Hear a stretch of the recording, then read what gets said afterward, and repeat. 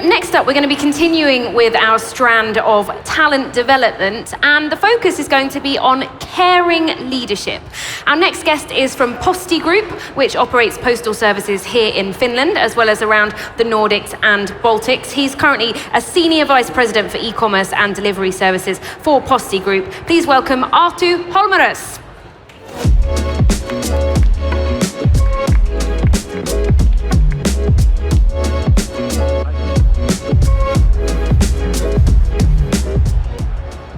Welcome.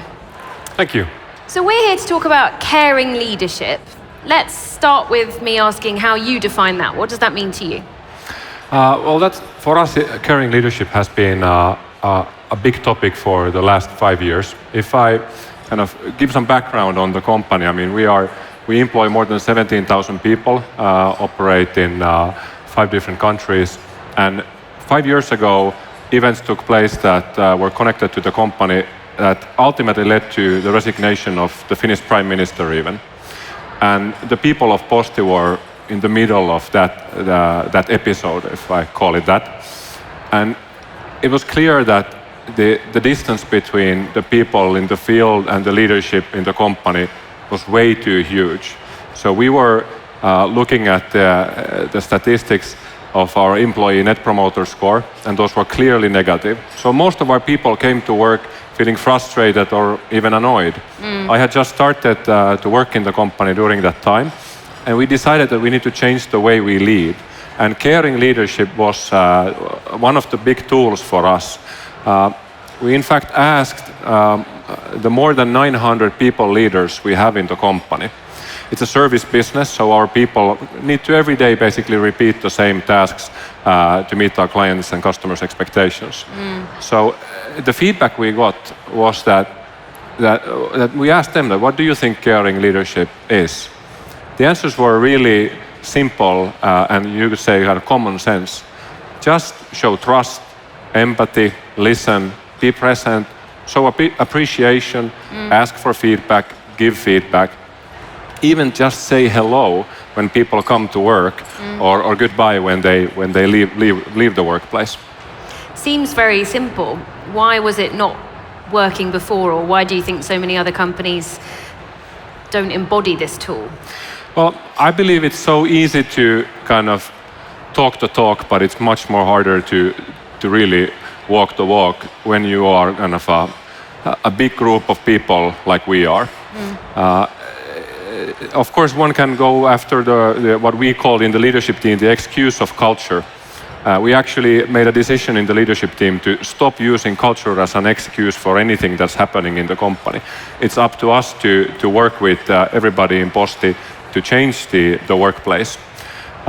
So we invited the people leaders on a journey, on a training program to help them better understand what do we expect to happen in the workplace, what type of behaviors we expect. Perhaps we've had in the past too much focus on the what, too little on the how. And I dare to say from my personal view that we had a lot of behaviors in the workplace that were just unacceptable, to be honest. But maybe the stepping in is the hard part. Yeah. It's so easy to look the other way when you see behaviors around you that you should not accept. It's much more harder to really create a culture where even the kind of operations managers feel that they have the mandate to kind of expect certain behaviors. What sorts of behaviors were you noticing? Well, back then we saw all kinds of unhealthy behaviors. So people were not kind of maybe listened to. We had work safety topics that were not taken as seriously as they should have been. I actually remember a discussion with one of our employee representatives who told me that it doesn't make any sense for you to bring any new processes, technology, or ways of working to these certain sites if people are being shouted at on the shop floor. So that was something we just started to systematically reduce and kind of create these lighthouses, people who kind of show the behaviors that we want to see in the workplace and reward them more. And of course, we kind of applied this 3-step principle of coach. Of course, always you need to coach people first, then you can move to another position if the people leader position is not for you, and then the final is the go. That maybe it's not the workplace for everyone. Yeah. So what tangible shifts have you noticed? How long did it take to see actually the culture's different now? Well, I mean, to be honest, this is a marathon and we are only in the beginning. While we worked on this topic 4 or 5 years already, it's clear that it's a long way to go to do changes in this.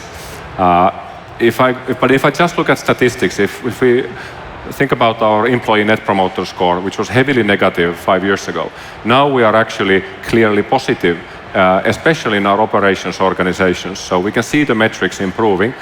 But not only that, when we see kind of employee net promoter score going up and the engagement scores going up in certain sites or operations, we also see productivity increase, and then we see safety matters being in better hands as well. So less accidents, a safer workplace to work as well.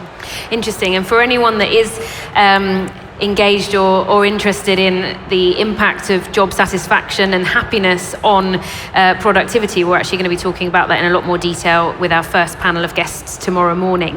Let's talk a little bit more about the internationalization of the business. So you're working in a range of different countries now. The business has spread. How do you try and give people the sense that they're all in the same boat, that they're part of one organization, even though it's quite spread out and managed a bit differently in different locations?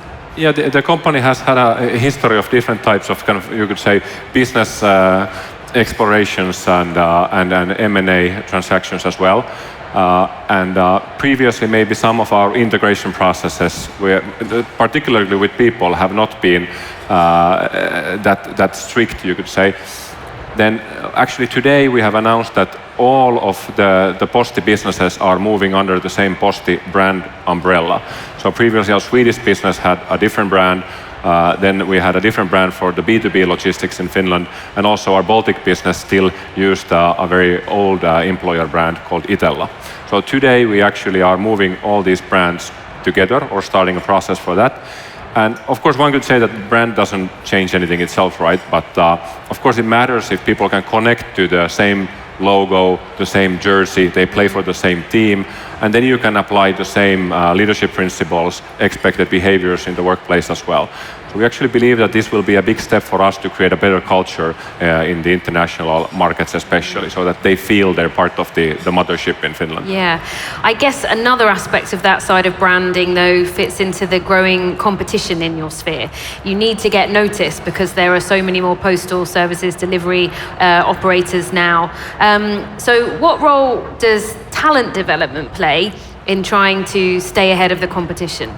I mean, this is one of our biggest priorities. So obviously, again, we're not producing any products that we can put on stock somewhere to be sold. We produce services by people every day that need to be repeated without any errors or meeting the service levels of our expectations of our customers. So people are in the heart of all of our operations. Now we're actually putting a lot of focus in training all these 900 people leaders in the group. Put that in context, there's a lot of companies in Finland that have less overall employees than we have just people leaders. Now we've trained around half of them, and we aim to train all of them by the end of the year. And I guess for us, the shift truly has been to really not focus too much on the what, just focus on the how. That we have good people there leading our operations, leading people, and then that will radiate goodness or good results in the performance metrics as well. And so far we have really been seeing that progress. Yeah, I mean, playing devil's advocate, there could still be some that argue, well, if you've got your performance objectives, you've got your KPIs, sometimes you're going to need to still be tougher. You don't want to compromise on high standards because you're trying to be caring. So how do you think you're going to get that balance right? Yeah, I know that I recognize that point of view, and to me, it's if I'm brutally honest, I think it's a bit old school to think that way. I think being a caring leader or applying caring leadership in the workplace definitely does not mean that you could not achieve hard business results at the same time. And also, it's important to recognize that being a caring leader doesn't mean that you accept everything. that it's just, allowing too many things. And it's also a lot about stepping in and acting when you do need to act to kind of prevent some certain behaviors in the workplace as well. So I think this culture of allowing too much, looking the other way, is something that large organizations really need to pay attention to, especially when it comes to a business like ours, where we are scattered around in multiple different operation sites across the countries. And what about the fact that you're spread out, different cultures, different nationalities, different areas? Does that affect how caring leadership is perceived? Or do you need to slightly adapt the way you demonstrate caring leadership in different regions? I mean, it's a great question. Of course, there's a few. Well, I can give a few practical examples of what we have done and what I have personally done as well. Well, first of all, if you're talking about a group of people that's 900, it's always best to get the people in the same room, right? So then everybody can hear the same story, and then they can participate in the process. And that was an important element for us, that we really involve our leaders in this process. And we actually decided to not talk about employees even, we talk about colleagues in Posti. Everybody's a colleague, so that kind of tunes the mindset of our people leaders to the right channel, so to say. So we started inviting them, putting them together, letting them work, letting them tell us how they think we should actually lead. And even then, my other example is something practical I did myself. So I looked at what we have the engagement scores through all the employees. We actually have a very high response rate. More than 80% of employees actually do answer. And I take the kind of highest performers and mix them together with a group of people who have improved the most but are not yet there as a high performer.